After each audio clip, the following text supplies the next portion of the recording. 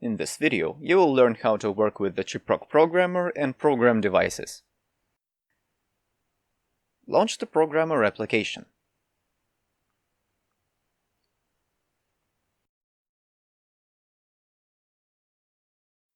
This is the user interface of the ChipProg programmer. Let's examine the layout.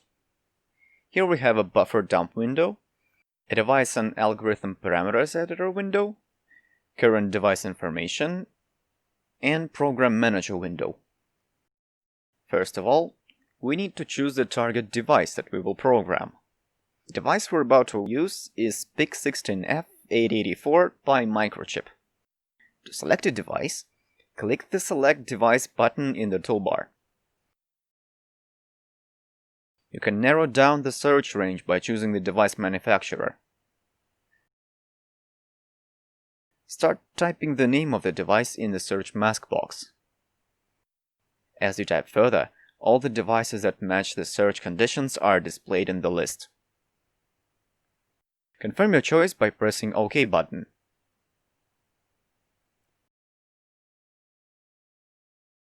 The name of the selected device is displayed in the toolbar. The software keeps a list of all devices that you selected earlier, so you can select previously chosen devices in the drop-down list. Next, we load a file with data for programming. This can be done from the toolbar or from the buffer dump window. Select the file format first, and then find the file on your computer.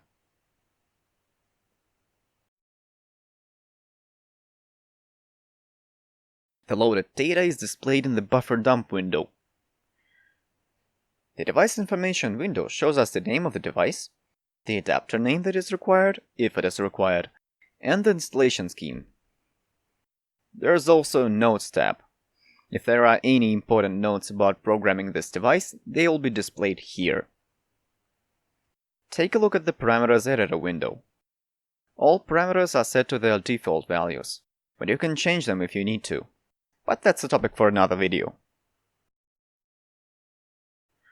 You can program the device by clicking Auto on the toolbar, or execute autoprogramming function from the Program Manager window.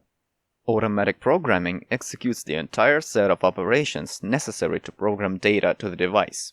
For the most devices, automatic programming includes erasing, blank checking, programming, and verifying data. However, the default list of commands can be modified by clicking the Edit Auto button. Here you can configure your own auto-programming batch of commands by adding them to the list on the left. Automatic programming process may include programming parameters that are individual for each device type, for example, fuses. Now insert the device into the programmer socket. The device is inserted. Let's start automatic programming. The indicator on the programmer turns yellow. The programmer is currently working. After the work is complete, the indicator turns green again. You can monitor the process in the Operation Progress panel. If the operation fails, the indicator turns red and you can see the error message in the Manager panel. The device has been programmed successfully. It can now be removed from the programmer socket.